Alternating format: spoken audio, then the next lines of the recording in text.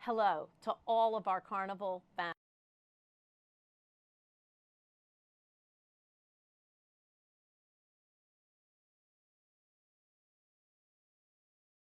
Hello to all of our Carnival family, all of our fantastic team members who are at home waiting to rejoin our ships once we can resume operating. Thanks for joining me today. I know you have lots of questions about what's happening and what will happen in the future.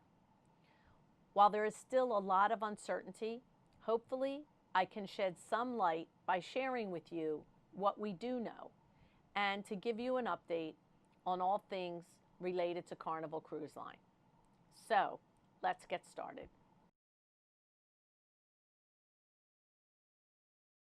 As you know, 4 of our Fantasy class ships have left the fleet. We have now been able to finalize dry dock schedules for several ships which were postponed. So we are going to be delaying the return of Carnival Magic, Carnival Valor, Carnival Paradise, and Carnival Spirit until after their refurbishments are completed, which will be in the first half of 2021. We understand the impact that these changes continue to have, and we appreciate your support and understanding. Meanwhile, we are busy getting ready for Mardi Gras, which will be arriving at the end of the year with plans for her first sailing out of Port Canaveral in February. I can assure you she is going to be a fabulous new ship.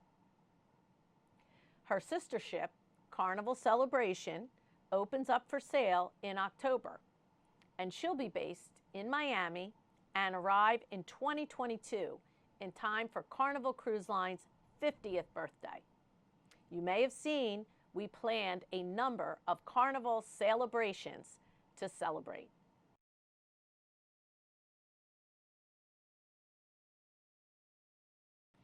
We've continued to seek guidance from 12 U.S.-based renowned public health experts and scientists, along with health experts in Europe who were consulted as part of the resumption of cruising for our Costa and AIDA brands. CLIA has also harnessed many industry and external resources to develop the industry plan that was recently announced.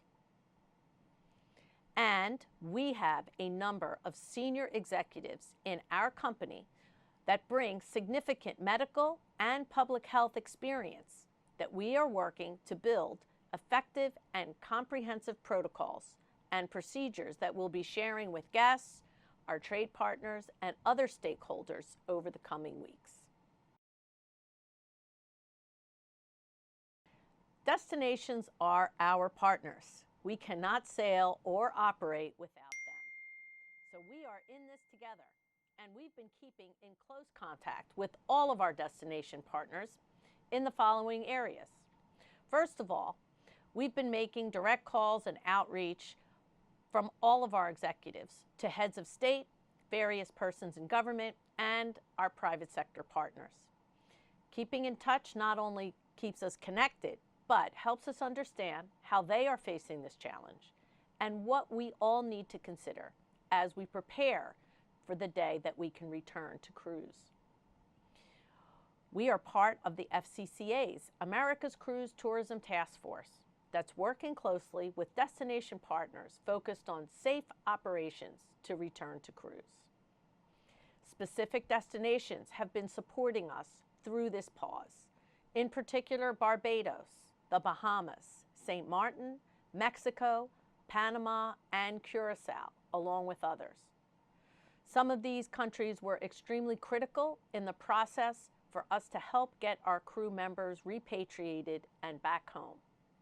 Barbados, in particular, moved over 20,000 crew for the cruise industry. CLIA's guidelines are serving as the foundation for the cruise industry's return to service as we seek direction from CDC and other regulatory bodies.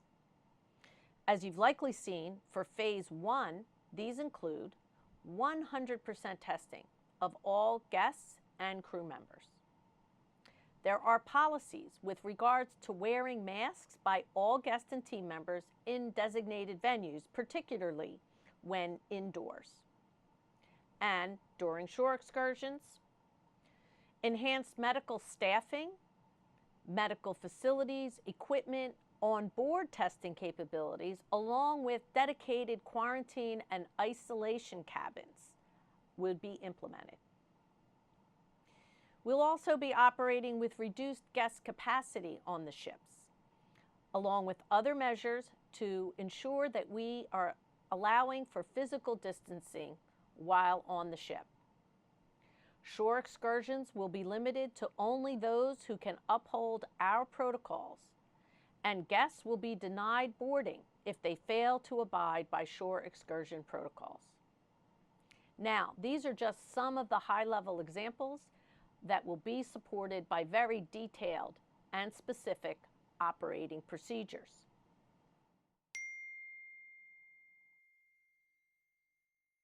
Enhancements are already underway to add new features and functions to our extremely popular Carnival Hub app.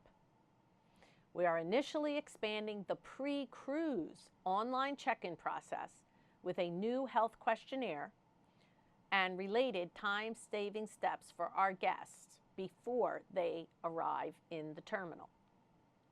Once on board, guests will use the Hub app for accessing safety content, digital food and drink menus, and the ability to pre-order food before arrival to a restaurant, or to be able to order food items that can be delivered, like we've already done with pizza being delivered anywhere the guest is on the ship.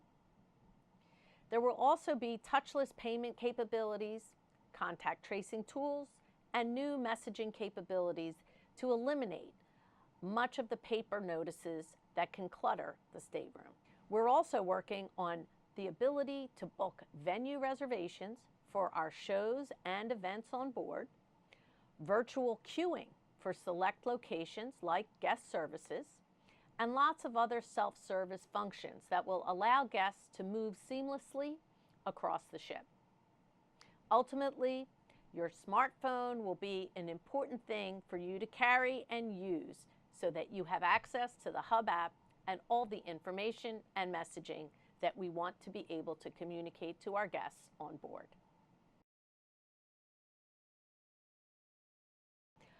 Well, I wish I had a crystal ball, but I don't. All I can say is that we are working very hard with great urgency with government and public health officials so that we can resume cruising as soon as the time is right. The increasing availability of testing with faster results and greater accessibility are all critical in order for us to be able to operate at scale. And of course, indications that a vaccine is on the way before the end of the calendar year are quite positive. We've also learned a lot more about how COVID is transmitted and how it can be mitigated, which allows us to build effective protocols and procedures. Now, when we do begin cruising, it will be with a gradual, phased-in approach. We'll be staggering the fleet's re-entry to optimize demand and operating performance over time. So remember, even after the no-sail order is lifted, and even after we begin cruising, it will take time for a full recovery back to our 2019 levels.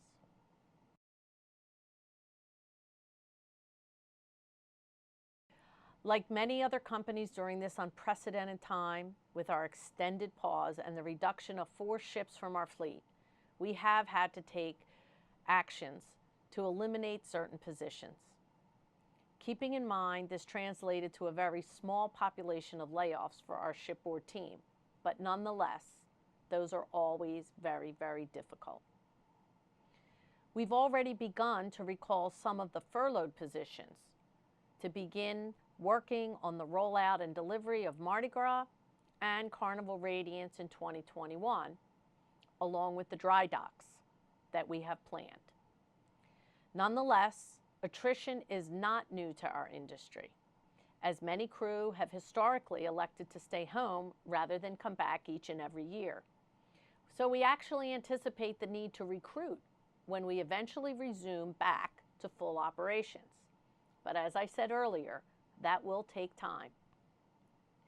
We believe that with the difficult decisions we've made thus far regarding employee separations and furloughs, we have sufficiently equipped the company to maintain stability during this extended pause. We are working in earnest to finalize both guest and crew protocols for when we are able to return to operating. We are working actively with our manning agencies and are engaging with the local governments from where our crew members live to ensure that we understand any specific restrictions, procedures, or requirements that may still be in place in certain parts of the world. Our first priority is the health and safety of our guests, our crew, and the places we visit. We know that we'll be starting up with fewer ships, and it will take time to ramp up back to the full fleet. We also know that we will have to limit the number of guests that we are able to bring on board at the beginning. And we know that testing will be required for both guests and crew. We also know that masks are an important part of how we keep people safe, especially when they are indoors and in more confined spaces. We will be dedicating additional resources in our medical facilities with isolation and quarantine sections dedicated. We want you to come back as soon as possible, but at the same time, you have to feel safe. As we get closer to our return, we will be sharing many more details.